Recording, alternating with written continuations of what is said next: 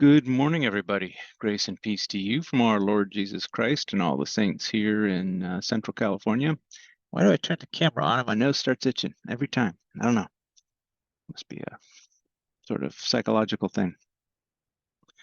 I'm coming to you this morning from the network admin command post in my tiny little, what is a 6-foot square box. I'm going to talk about a issue. I turn this radio down. Issue I had trying to upgrade to firmware in one of my switches. So what I use a product called, used to be called NetSite, and I'm old school and I still call it NetSite. Now it's called XIQ Site Engine, I think. Anyway, we use it to blast the firmware out to our switches, and you can automatically reboot them or schedule a reboot or however you want to do it.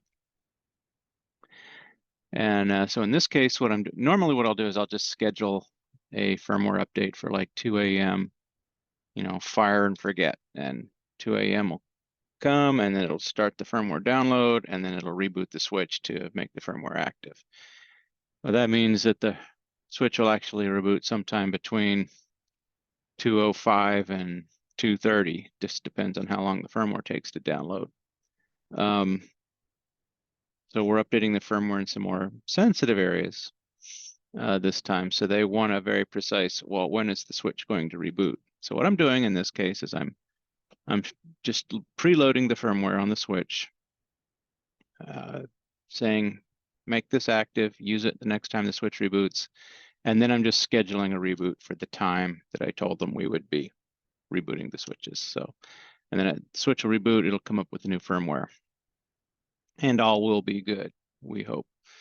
It has been. In the 13, 14 years I've been using NetSite to update my switches, I haven't had a failure. So knock on wood, it's not going to happen this time. And I've already sent this firmware image out to a bunch of switches already, some non-crucial switches. So now we're doing the crucial switches. And I ran into an interesting problem. Let me pull up my screen so I can read you the error message I got. Oh yeah, so I pulled out or sent out the firmware, and it completed almost immediately with an error. Okay, what's that? And so I pulled up the error message and it says, error, active partitions must be the same across the stack. So this was a stacked switch, and like the active partitions must be the same. Well, why wouldn't they be the same? Because the switch coordinates, across the stack, which says partition either the primary or the secondary firmware image. So when you load a firmware image with Extreme, I think they do it with Cisco too, you can have a primary and a secondary image.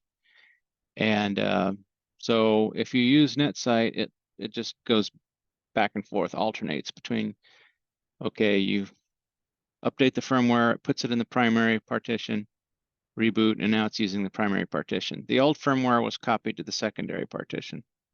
So the next time you update, it's going to send the new firmware to the secondary partition and leave the firmware you were running on in the primary partition. When you reboot, it'll come up using the secondary partition. That way, if things don't work, you can always say, okay, use primary and reboot, and you come back on the old firmware. So it just gives you like a little of the escape route. And NetSite will automatically alternate between the primary and the secondary when it does its updates. So that's just the way it works. So I started digging, and let me share a notepad for you. Hopefully it's big enough and you can see it, because I can barely see it, but hopefully you guys will be able to see it. So let me do share. Share, where are you, share? I want to share notepad. There we go. Okay. Hopefully you guys can see that. Get everything else out of the way so I can see it. So what I did is I got into the switch and I said, okay, show me the switch detail. and it was saying, I've the firmware versions and vendor versions have been changed to protect the guilty. Anyway, so I said, so show switch. And so what it'll do is it'll tell you the image you're using, whether it's in the primary or the secondary partition, and which image it booted off of. So right now we've got the secondary selected, and that's what we're booting off of. So when would these two be different? So if you told it, okay, next time I reboot, I want to use the primary, then if I ran the same command, it would say image selected primary, image booted secondary until I rebooted, and then it would say image selected primary, image booted secondary. So in this case, we've booted off the secondary image. Let's see, did I get a copy of that command? I probably didn't grab that command. I bet I didn't. I'm sorry, just bear with me. No, I didn't grab the command. So there's one command called show firmware images, which will show you the images in use across, you know, all the switches in the stack. And I did not grab that, doggone it. And I'm not going to stop the video to go look for it. But basically, I could see that on switch number 3 in the stack, there's 4 switches in this stack. On switch number 3, I could see that this firmware version was different. It's like, okay, well, then I need to get that the same. So what I did is I TFTP'd the correct version up to the switch, to firmware, to switch number 3. Said, okay, there we go. Now it should be correct. So I copied that up and said, okay, now update the firmware. Yeah, it still wouldn't update the firmware. So what I did is you can connect to each individual switch in the stack by using a telnet command. It's only telnetting within the switch itself. So this IP is a phony baloney IP that the switch is just using to address stack members. It's you can't get to it, you can't use it. Only the stack can use it within itself. So I do telnet to slot 3. And let's see, what did I look for? Oh, same command. I said, so what was it? What was the command? Sorry. Show switch detail. Which I didn't grab here, but it's there, trust me. That's the command I used. Show switch detail, and then I look. The primary and secondary are different. It's like, okay. So that's not going to work. So what I told it was to, okay, use the image secondary because the primary version was old, incorrect. So I said, use the secondary version. And let's see, where did I say? I'm trying to find the full. There you go. Use image secondary slot 3. And I telling it into slot 3 again to make sure that it was in fact set up right, and it was. Man, I'm rambling. I haven't had coffee yet. So let me put it this way: to change the firmware that slot 3 is using, you have to go back to slot 1 to do it. So that's what I did. I went back to slot 1, told it, okay, on slot 3, third switch in the stack, it's referred to as slots. Slot 3, use the secondary image. And I telnet to slot 3 just to make sure that it was set correctly. And as you can see, the versions are the same. So then to make that active, you have to reboot. So luckily with Extreme, you can reboot just one switch in the stack. So before I rebooted that switch, so here's the command reboot what? and you can tell it a specific slot you want to reboot. You don't have to reboot the whole stack. You can if you want to. I didn't want to. I said, so let's just reboot slot 3. Well, let's check and see what's on slot 3 for switch number 3. And so I did. I ran a command, show the ports, what's out there. And luckily, the only thing we had on there was a couple of pneumatic tube system stations in the basement, which are not even in use yet. It's for a pharmacy that got built down there, and they haven't occupied the pharmacy, so we've got 2 unused pneumatic tube stations down there.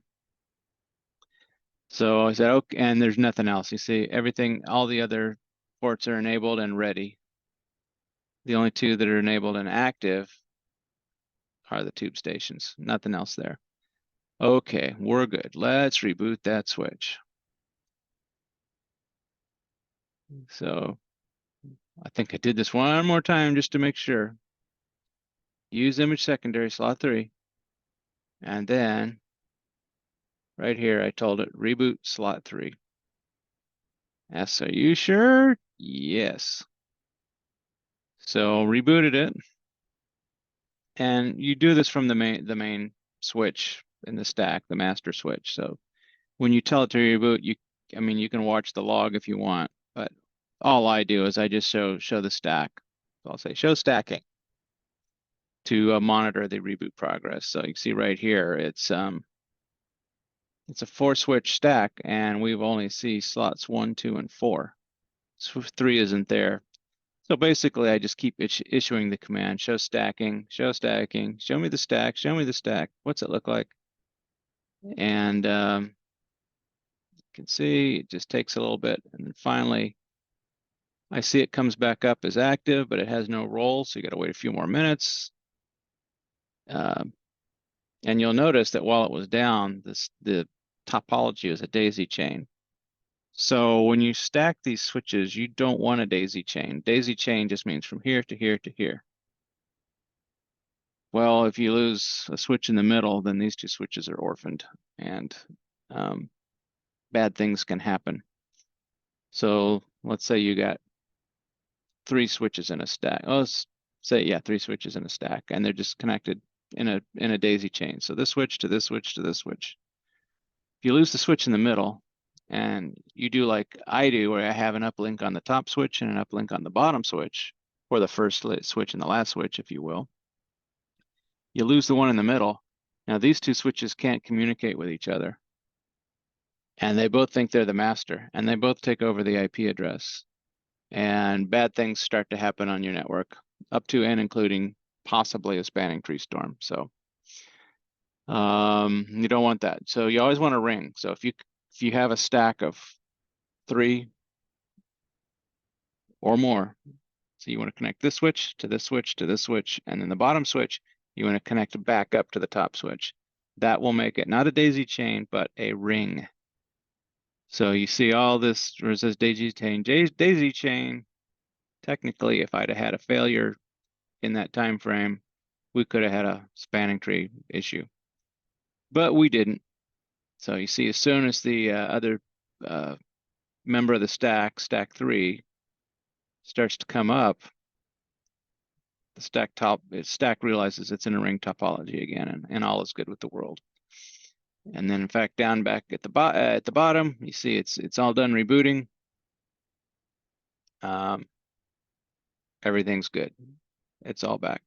Okay, so now that's done. I said, all right, now let's try to push that firmware out. And this time, no problems. Firmware went out, switch updated. Haven't rebooted it yet. That'll happen next week at the prescribed time.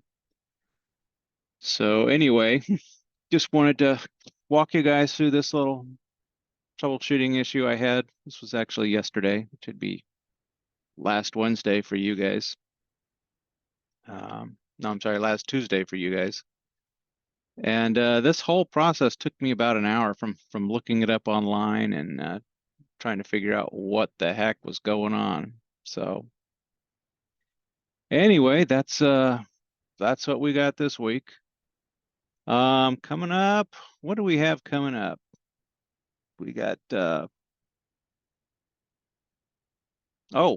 a big wireless project this year. We are revamping our entire wireless network, re-engineering it. So we're going to have a vendor come in and do a complete campus-wide site survey.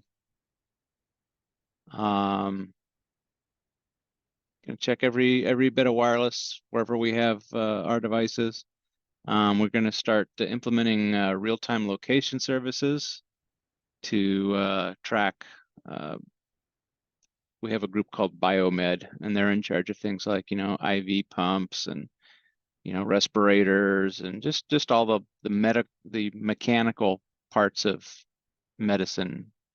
So Biomed fixes all that stuff, and they have a location problem sometimes. They can't find their stuff. So there's a big project for inventory management to have them put little RFID tags on this equipment, and then we're going to use RTLS to locate where that equipment is, so they can go into a database, look up that asset number, and it'll show them on a map where it is. So kind of cool. And then the other project we got that needs RTLS is we're going to implement well, for now I'm just calling it the panic button project. Panic button. So it's going to be like a little device that the nurses can wear around their neck, and doctors.